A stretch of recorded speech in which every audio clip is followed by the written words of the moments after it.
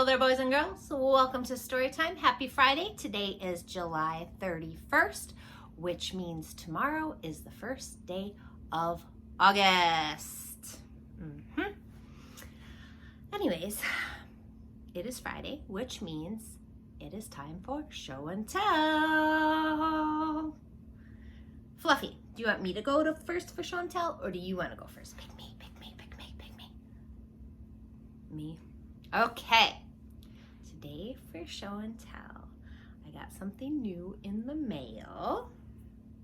Do you guys want to see what it is? Okay. You ready, Fluffy? Ta-da! Paw Patrol finger puppets. And you probably can't tell, but these guys are waterproof. Yes, which means they can go in the bathtub or the pool. Yeah, it's true, Fluffy. So we've got Everest, and over here we've got Dora, and over here, don't forget Elmo, and over here we have William, and then last but certainly not least, we have, let's see, Fluffy. Just kidding, you guys. We got Sky. We got Chase. We got Zuma. We got Marshall. And Rubble. So there you go. That's my show and tell. All right, it is Fluffy's turn for show and tell. What did he bring us? I don't know. Oh. Did you want to show these guys as well? Okay. Fluffy is also showing you guys the Paw Patrol finger puppets. All right, Fluffy, what do you want to show them about these finger puppets? How they can dance, how they can bow, how they can sleep, how they can... Oh. Well, poor Rubble. Now we have 4. 5 minus 1 is 4. Oh. Now we have 3. 5 minus 2 leaves 3. You're a real rascal. All right, let's leave these last two. They're a couple of our favorites. Old Chasey and Scott. Okay. Well, thank you, Fluffy. Brilliant show and tell as always. And gosh, Rachel loaned me a whole setup. Tripod, special halo light. Fluffy, you're just like glowing. You're as white as snow. You look much cleaner than you actually are. Be part of our show and tell too. Anyways, let's get to our stories. Fluffy, why don't you go gather those guys up for your bath time, and I will read these guys some stories. All right, good boy. Now let's see how to do this. I'm just gonna lower that a little and come a little closer. Ta-da! Because we still want you guys to be able to see the pictures. What's wrong, little Pookie? Hang on, I need my glasses. Okay. What's wrong, little Pookie? Oh, that halo might be a problem. There we go.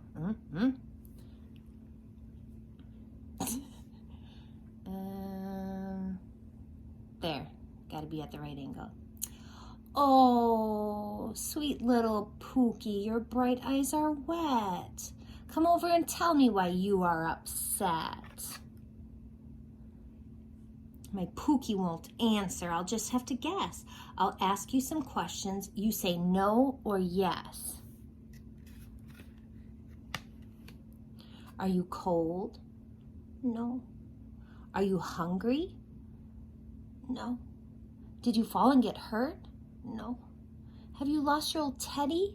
No. Did you tear your new shirt? No. Are you sick? No. Are you tired? Nope. Do you need a cold drink? No, thank you. Well, then what is the matter? Wait, I've got it, I think. Did a very large hippo try to borrow your shoes? That's silly. Are there 5 lazy frogs in your bed for a snooze? That's silly too.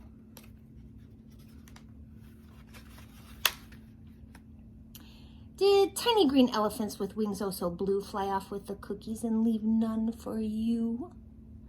But there's no such thing. Okay, my sweet Pookie, I give up. I don't know. What's wrong, little Pookie? What worries you so? Please say what's the matter. Why are you upset? Oh, tell me. Please tell me.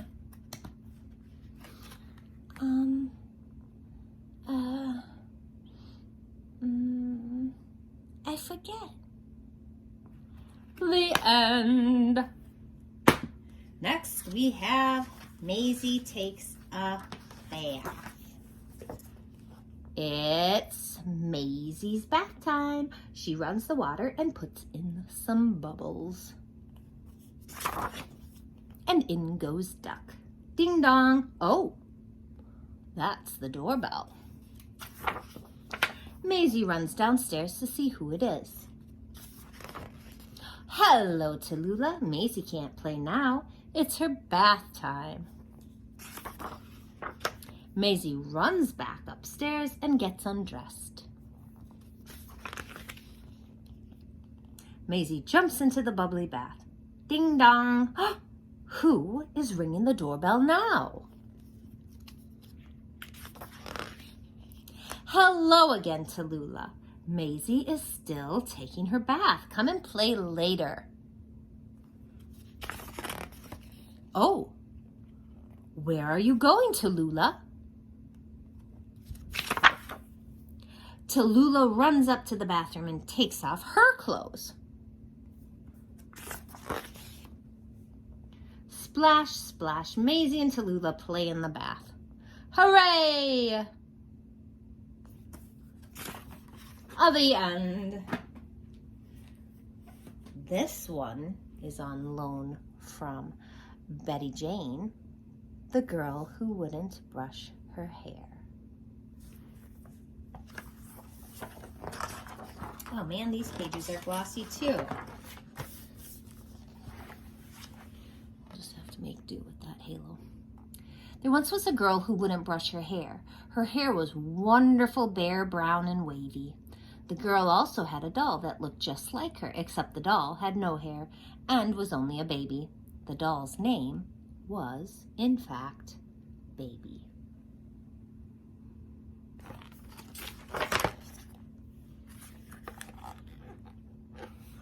After the girl's bath every evening, she'd pile a turban upon her head and pretend she was queen. At bedtime, she would unravel the turban and let her hair fall down in a tangled heap. No brushing. It's just my way, she explained to the grown-ups, and then she'd lie down beside Baby and begin to dream.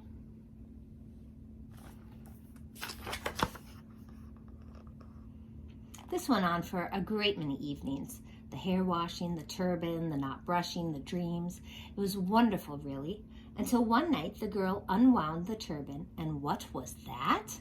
Oh dear, a little mouse had taken up residence in a particularly tangled place in her hair. Now, we all know that in books, people scream when they see a mouse and jump up on a chair, but the girl was in bed. There was no chair nearby, and besides, she'd read enough fairy tales to remember that mice always turned out to be your helpers. So she simply said, "Hello up there, mouse," and decided to let it be.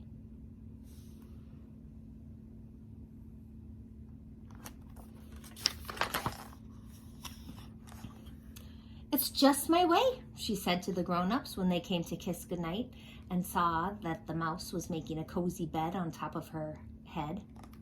The next morning, the girl awoke to find that another mouse had moved in, a bigger one carrying a suitcase full of fairy tale books. And there, by the foot of the bed, a couple of tiny mice with rucksacks were gazing longingly in her hair's very direction.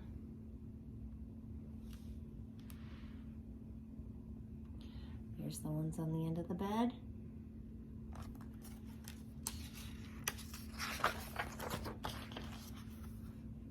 That day, the girl, the doll, and all the mice went to school. It wasn't long before word got around the mouse world that there was a very nice home atop a girl's head, and more mice joined them. The school children marveled at this new development. They too stopped brushing their hair in hopes of starting their own little mouse house. How wonderful, they thought, like having your own petting zoo on your head. But the girl's mother refused to pack the mice lunch or make them supper, so the girl had no choice but to share hers with them. Soon, the girl who wouldn't brush her hair found herself very hungry.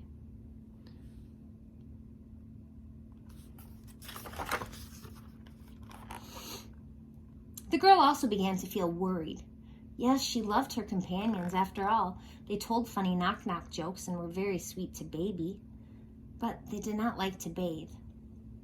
"We can't swim," they chorused, clinging to knotted strands. "Don't do it, we'll drown." "That's silly," the girl said. "All mice can swim. We learned that in our unit on rodents."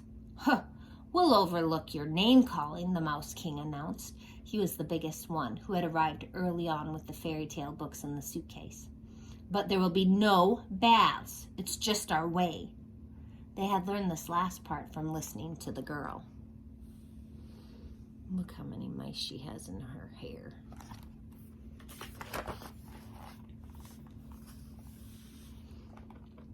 Much to the mice's relief, the girl agreed. For though she was becoming quite dirty, she had grown fond of their company.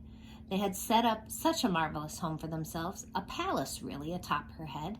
It had secret passageways and a cheese cellar and a tiny circular moat.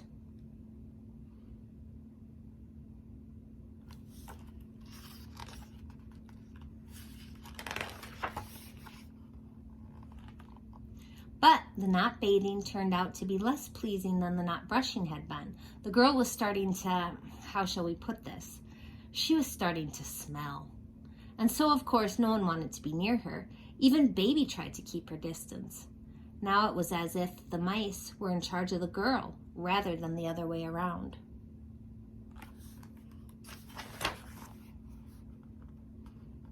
The girl began to sleep less well. She was afraid, for one thing, of smushing the mice if she rolled over, and for another, the mice were rather nocturnal, as it turned out. They chattered all night, keeping up Baby, telling her complicated knock-knock jokes in the wee hours until the sun rose and the girl, bleary-eyed, climbed out of bed.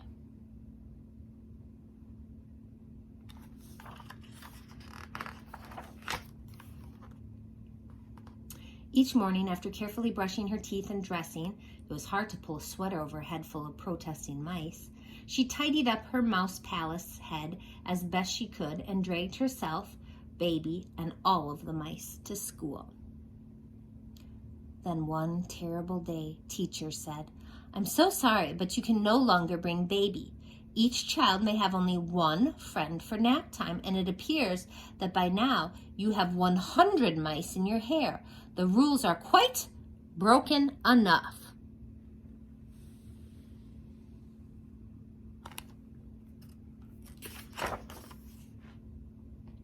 The girl slumped her shoulders and hung her heavy head as Baby and all the mice stared at her in silence.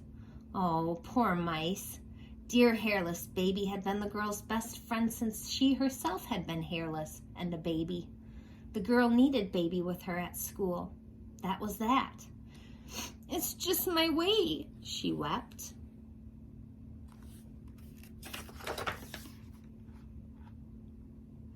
And so, that very night, the girl reluctantly bid the mice farewell. She had a calm talk with them first, explaining about the troubles with the not washing, the not taking hairless Baby to school, and the general, insomnia. And like all good mice, they understood.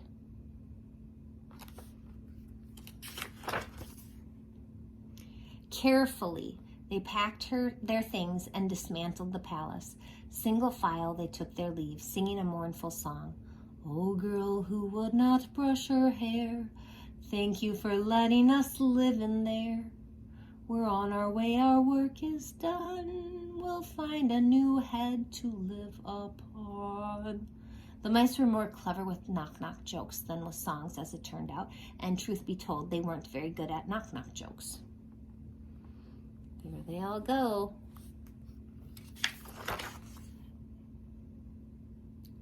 When the mice had all gone, the girl took a long, soapy bath with Baby perched on the edge of the tub. After that, she dressed herself and the doll in matching nightgowns with pictures of happy mice printed on them. Sitting up in bed, she contentedly ran a brush through her shining mane. Then she kissed Baby, leaned back, closed her eyes, and began to dream.